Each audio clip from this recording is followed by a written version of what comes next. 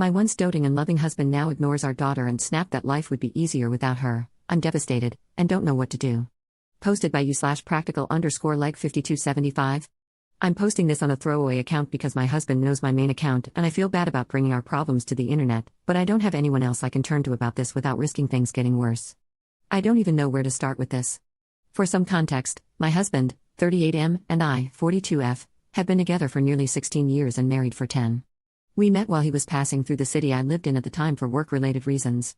After keeping in touch over the phone for a long while, and after multiple hints and signs from me, he confessed his love for me, and we've been together ever since. He moved in with me after 3 years and settled in well. My family loves him, and he managed to land a good job as a high school history teacher at nearby school. Throughout our entire relationship, he has been very loving and nurturing, always taking my feelings into consideration and going out of his way to keep us both happy. He is incredibly sweet, and even after 16 years, my love for him hasn't faltered at all. With that being said, it's a big reason why his recent behavior has completely blindsided me, and I have no idea what to do. We had our first child, who I'll call Dawn for now, almost 5 years ago. My pregnancy was incredibly smooth and easygoing, and all throughout, my husband was even more gentle and loving toward me. It made me feel incredibly lucky to be starting a family with him. There were some complications during the birth, but overall, it was a wonderful experience, and we were overjoyed to finally have our daughter. For the first month or so, my husband was adamant that I let him do all the heavy lifting so I could focus solely on myself and Dawn.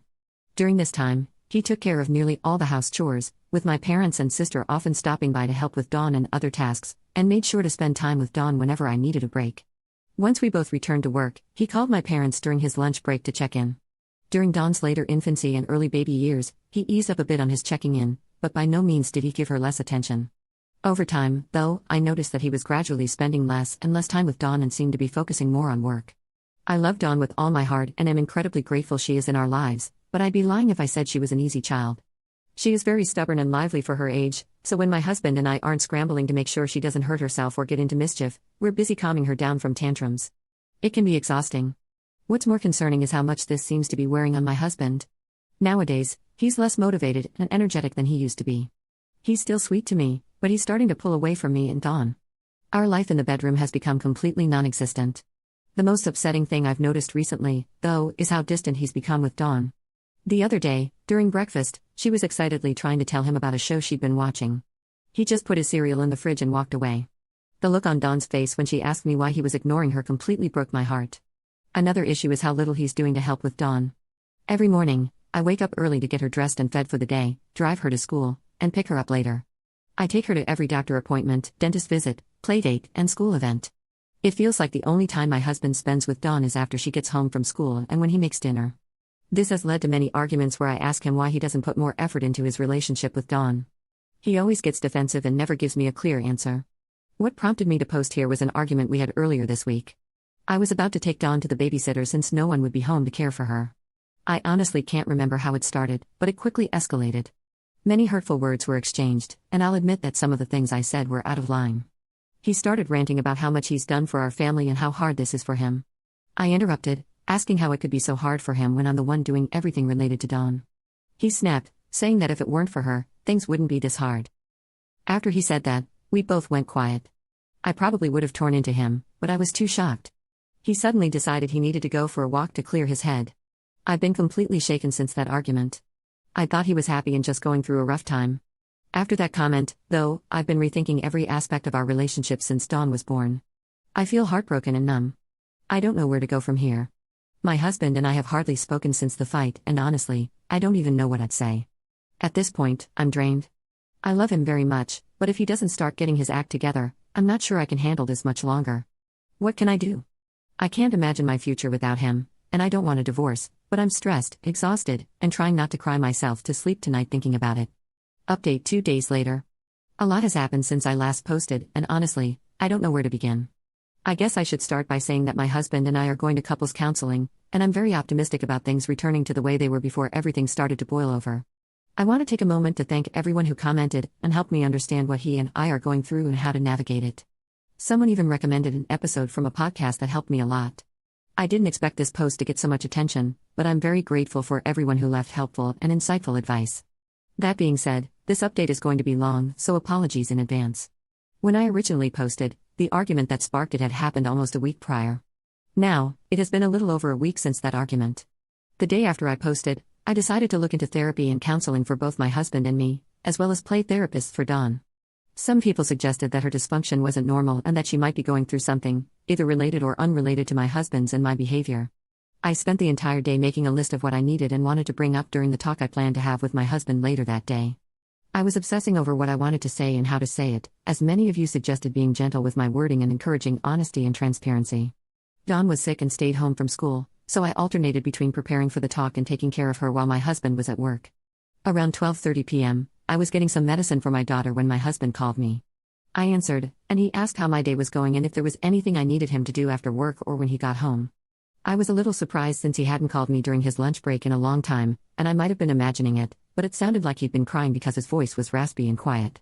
We talked throughout his lunch break. I didn't bring anything up because I wanted to save the actual talk for when we were in person, and eventually, he had to go and hung up. I'll be honest, it made me worried. While he used to call me like this all the time before Dawn was born, it had been a long time, and I was overthinking why he'd call me now. I think Dawn realized I was troubled because of her father. When I came back to her, she asked who I was talking to. When I told her, she asked in a quiet, sad voice if I was upset because Papa was ignoring me too. Now, I'm a very resilient woman, especially when it comes to putting on a brave face for my daughter. But when she said that, I felt so distraught and guilty about how aware she was of the situation and how she viewed her relationship with her father that I started crying, which made her cry too. While we hugged, I reassured her that her father loved her very much and was just having a hard time. She told me she didn't want him to be having a hard time. I took the opportunity to ask her if she was having a hard time. She admitted she was sad because she thought Papa didn't love her and wanted him to be happy again. We cuddled on her bed, and eventually, I fell asleep comforting her. When I woke up, the sun had already set. Dawn was still sleeping, and I could hear my husband watching something in our room. After making sure Dawn was tucked in, I went into our room.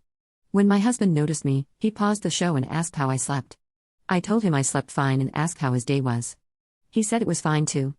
I joined him in bed, and he offered me a pillow for my back before unpausing the TV. It was awkward, there was something he wanted to tell me, and I needed to talk to him, but neither of us knew how to start. At some point, he laid his head on my lap, and I stroked his hair. He put his arm under my legs, and we sat in silence for a while, watching TV. Eventually, I decided we needed to talk, so I paused the TV and asked if we could. He hesitated and tensed up but said sure. I took a deep breath and tried to remember everything I'd written down earlier. I started by saying that I'd noticed him withdrawing and being distant for a few years now. After our argument a week ago, I was really worried. I didn't sugarcoat it. I wasn't hostile or accusatory, but I was clear that Dawn and I were being affected by his behavior and that it couldn't go on. I teared up a little, and at some point, he flipped around on my lap and hugged my stomach as I kept talking. I went on a bit of a rant about how tired I was, how I felt like he wasn't doing enough to help, and how I was worried about him. I brought up some of your points and mentioned that how he was acting toward Dawn was negligent and could set her up for a lifetime of pain if he didn't stop. I didn't feel good saying it, but he needed to understand the gravity of the situation. I could tell he started crying because his breathing hitched, and I felt my shirt get wet where his face was. He was trembling as he held me tighter. My husband is a very emotional man, though he doesn't cry often. Seeing him cry so silently while shaking so hard made me nervous and worried. I practically begged him to talk to me. At first, he clung to me in silence, and I thought he wouldn't answer. Then, in a choked voice, he said he was so sorry. Sitting up, he explained that he'd never wanted to hurt Dawn or me but that everything had been so hard for him lately that he didn't know what to do and had just started clamming up. I asked him to elaborate, but he got choked up and struggled to speak. I was worried he would shut down, so I admitted I'd posted on here to get advice and suggested he read some of the comments to understand better. He agreed, and I gave him my phone. I rubbed his back as he read. After a while, he gave my phone back. Though he tried to hold it together, it was clear he was barely managing. I told him I wouldn't interrupt and that I wanted him to be honest with me. After that, he completely broke down. He talked for a long time, and his thoughts were all over the place. I'll try my best to explain everything chronologically to avoid confusion. As I mentioned in my original post, my husband and I met years ago when he was visiting my city before moving in with me while we were dating. What I hadn't mentioned is that he's from a different country and migrated to the US about 2 years before we met. He told me that back home, his dad wasn't really there, and he could count on one hand the number of conversations with his dad that lasted more than 10 minutes. His mother was always stressed and didn't seem to like him or his siblings very much. Because he was always sensitive and not interested in the same things as other kids, he had a poor relationship with most of his brothers. The only family member he still talks to is his younger sister, though their relationship is strained for reasons he asked me to keep private. We're very different in many ways. I'm outgoing, outdoorsy, and confident, while he's quiet, nerdy, and a bit insecure. Because of this, our social circles hardly overlap. Recently, a commenter made me realize I regretfully knew little about his group of friends or who he spent time with outside of me. Well, as it turns out, he doesn't have any friends. He told me that, at the beginning, he met two guys at a bar and became friends with them. He had mentioned them briefly early in our relationship, but he didn't talk about them much, and I admit I never asked. He explained that these friends often planted the idea in his head that I was holding him back and that dating an older woman when he was still young would be something he'd regret later, when he was older and undesirable. He defended me and told them to stop talking about me like that. Despite their comments, he kept hanging out with them because they were his only friends, and when they weren't badmouthing me, they were fun to be around. However, after he got a job and we got married, they started contacting him less. When they did meet up again, they brought a female friend and suggested he have fun one last time before tying himself down.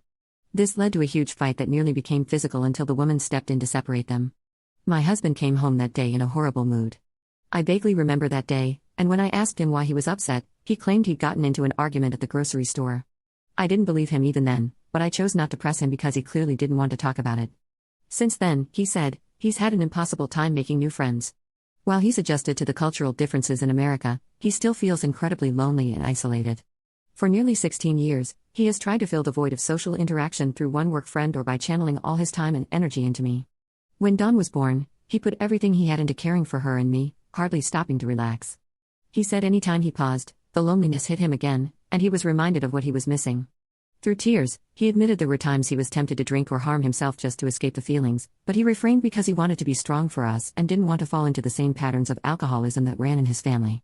He explained that after dedicating himself entirely to his family for so long, he eventually crashed. He started feeling tired all the time, and when Dawn began acting out, the stress overwhelmed him. He found himself thinking back to what his former friends had said and wondering if this was what they meant. He said he felt ashamed for letting their words influence him and for letting himself resent Dawn and me for everything wrong in his life. At this point, he was trembling and sobbing, apologizing over and over again for his thoughts and behavior. He hugged me so tightly it hurt, and his breathing became erratic. It was clear he was spiraling, so I had to interrupt him, even though I'd promised not to, so he could calm down. At that point, he was stuck in a loop of guilt and regret, apologizing repeatedly. He told me more about the state of his mental health, but it's hard for me to think about without tearing up. I know I shouldn't, but I've been beating myself up for not noticing how much he was struggling. I can't help but feel like I failed as a wife for not recognizing that he was drowning and for not asking him more about his life or his friends. That night, we had the longest, most honest conversation we've ever had in our relationship. By the end of it, we were both crying and holding each other. I reassured him of how much Dawn and I loved him and appreciated everything he'd done for us. I promised to be by his side every step of the way and to help him get the support he needed. It was the first time in a long while that we snuggled so closely, and miraculously, he didn't toss or turn at all that night. I stayed up for as long as I could, kissing his face, rubbing his back and making sure he felt loved, even after he fell asleep. The next day, I asked him to take the day off work so we could focus on each other and make sure nothing was left unsaid. He agreed. We spent the day bowling, eating at a local cafe, visiting an ice cream shop, and then going home to cook dinner together. During dinner, we discussed our next steps. We agreed to start marriage counseling for him to begin individual therapy to address his mental health. Based on everything he's told me, I'm almost certain he's been dealing with depression. Later, we picked Dawn up from school and asked if she wanted to go to the park. She was thrilled. I let my husband take the lead, and I watched as the two of them played on the playground and chased each other in the grass. It was the happiest and most energized I'd seen him in a long time, and it made my heart swell. On the car ride home, he sat in the back seat with Dawn and played I Spy with her. At one point, Dawn said very excitedly, "I'm so happy Papa loves me again." I could practically hear my husband's heart break. He went silent for a long time before hugging her tightly without saying a word. Dawn looked guilty for making him sad, and I think my husband noticed because, when we got home, he quickly excused himself to the bedroom for a moment before coming back out, trying to seem cheerful to lift her spirits. The rest of the day went smoothly. As I was getting ready for bed, I heard him in the next room telling Dawn how much he loved her, that he had never hated her, and that he never wanted her to think otherwise. He read her a bedtime story, and after she fell asleep, he came into our room. We talked for a while, and I told him how proud I was of him for being so open and for all he survived. I kissed him and convinced him to cuddle me again, though it didn't take much convincing. As I write this, I'm lying in bed with him snoring loudly on my chest. I doubt I'll get much sleep tonight, lol. We've planned a weekend getaway this week. Dawn is excited to stay with her cousins, who have a pool she loves. I'm forever grateful to everyone who commented and helped me through this. I can only see our love growing stronger from here. My only regret is not addressing these issues years ago, but I'm focused on repairing and rebuilding our marriage. My husband asked me to thank all of you for your concern and for slapping some sense into him. He even joked about taking our problems to Reddit instead of paying for counseling. This will be my only update unless something extraordinary happens, so thank you for reading and for listening to my story. If you're going through something similar, I strongly encourage you to sit down with your significant other and get to the root of the problem. Trust me, it will do wonders for your relationship. Edit. I forgot to mention that my husband explained why he walked away when Dawn tried to talk to him. He said he was overwhelmed that day, felt like he was going to pass out, and, honestly, she was starting to get on his nerves. He apologized to her and promised never to do it again. Dawn was very understanding and sweet with him, and I'm so proud of them both.